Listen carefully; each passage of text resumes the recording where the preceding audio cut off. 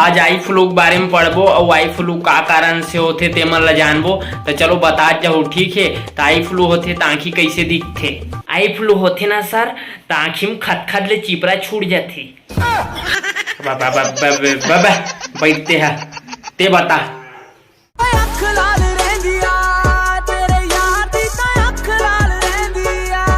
हाँ गुड बेटा।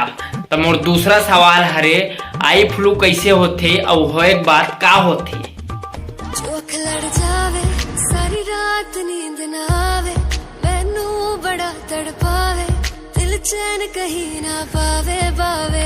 अब मोर तीसरा सवाल, आई फ्लू फैलाए से कैसे रोकू? नजरा दे उत्ते बड़े केस चलदे, हुस्न अज सदा शिकार हो गया, अखां विच अखां ना तू पा जट दे, कल नू कहेगी। अगर तू मन ला आई फ्लू हो जी तो कैसे करबू? सर मैं तो डॉक्टर कर जाऊं और कहूं। अच्छा, ओकर बाद डॉक्टर का कही? तैनू काला चचमा